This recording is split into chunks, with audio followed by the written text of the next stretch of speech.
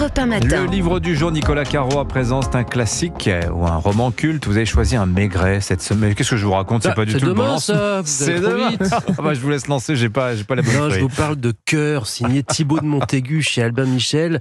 C'est à la fois un roman et aussi de la grande histoire. C'est l'histoire de la dernière charge de cavalerie pendant la Première Guerre mondiale en 14. Une des dernières charges au combat. Il y a débat, puisque face aux armes modernes, en tout cas, les chevaux sont devenus bien sûr inutiles sur un champ de bataille. C'est un peu le sujet du roman, mais c'est plutôt le point de départ, parce que Thibaut de Montaigu est l'arrière-petit-fils de Louis de Montaigu, un capitaine des hussards du 7e régiment qui était au milieu de cette charge et qui y est mort. Or, le père de l'auteur, à ce moment-là, est très malade et ruiné, et il donne sa chevalière à son fils, qui est sa dernière richesse, en lui apprenant qu'elle appartenait à Louis. Il lui demande au passage d'écrire sur le sujet. Au début, bof, Thibaut de Montaigu se dit le roman sur l'aïeul, bon, déjà vu, déjà fait, mais pour faire plaisir à son père qui n'en a plus pour longtemps, et aussi parce qu'il insiste en envoyant des documents sur lui, il regarde d'un peu plus près, se rend notamment aux archives de Vincennes, archives militaires, et il commence à découvrir des choses étonnantes sur Louis. Pourquoi, par exemple, a-t-il quitté l'armée sans raison quelques années plus tôt, puis s'est réengagé quelques semaines avant la guerre? Il s'est passé quelque chose dans ce laps de temps, mais quoi?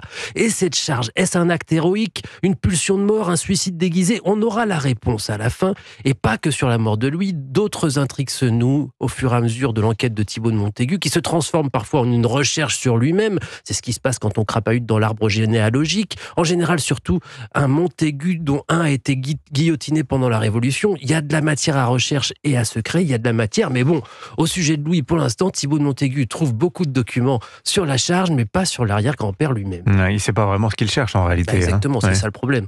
Mais il fouille quand même, et de proche en proche, il avance, il déblaye, il déterre des secrets, et il nous emmène dans sa quête palpitante. Voilà, ça s'appelle Cœur, signé Thibaut de Montaigu, c'est chez Albin Michel. Ça vous a plu, ça? Je sens quand ça vous a vraiment plu. Vous savez, Ça vous entendez la s'entend, ouais. vibration. Oui, absolument. Et donc du coup demain un Maigret alors.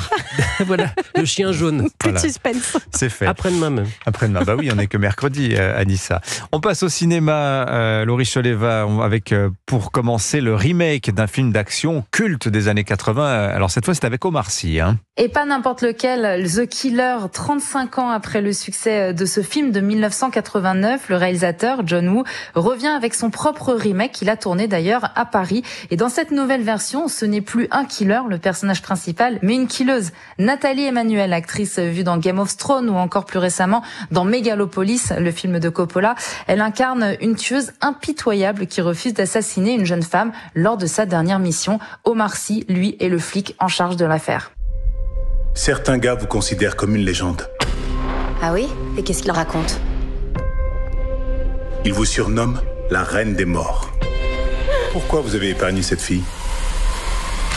Question simple, réponse compliquée. Et Omar Sy continue sa carrière aux États-Unis. Alors il y en a un autre qui complète ce casting. On l'entend pas dans la bande-annonce, mais c'est Eric Cantona dans le rôle du boss de la mafia.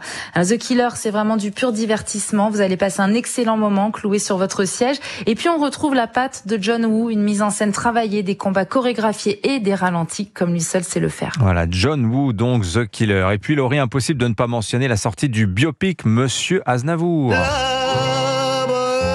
Évidemment, et la prestation de l'acteur Tahar Rahim dans la peau du mythe Aznavour. Le film est réalisé par Grand Corps Malade et Mehdi Idir et il retrace donc la vie de l'un de nos plus grands chanteurs. Et c'est vrai que cette interprétation de Tahar Rahim complètement métamorphosée pour le rôle est impressionnante. Chaque jour, il devait passer 4 heures au maquillage pour devenir Charles Aznavour. Il a perdu du poids, il a suivi un coaching vocal intense. Il interprète lui-même les chansons du film et c'est très réussi. C'est une plongée intime dans la vie d'Aznavour. Je me voyais déjà en haut de l'affiche, en 10 fois plus gros que n'importe qui, mon nom s'étalait. Voilà, Monsieur Aznavour, donc votre second choix, Laurie Choleva. Pour ces sorties cinéma, il n'y a pas d'ordre de préférence, les deux sont bien. Merci beaucoup, Laurie. Alors on apprend beaucoup de choses dans le film sur Charles Aznavour, Monsieur Aznavour, mais on apprend aussi beaucoup de choses dans le nouveau podcast que vous propose Europe 1 à partir d'aujourd'hui. Destins extraordinaires consacrés à Charles Aznavour et raconté par Didier Barbelivien, qu'il a bien connu. Et puis samedi, Laurie Choleva, on vous retrouve de 18h à 19h pour l'émission cinéma d'Europe 1, c'est Clap, avec Gérard Lanvin et Fabien Ottoniente pour le film 4-0 qui sort aussi aujourd'hui. Décidément, il y a beaucoup de films à l'affiche. Et ben voilà, demandez le programme. Merci beaucoup les amis, on vous retrouve demain. Dans un instant, votre édito politique, juste après le journal permanent.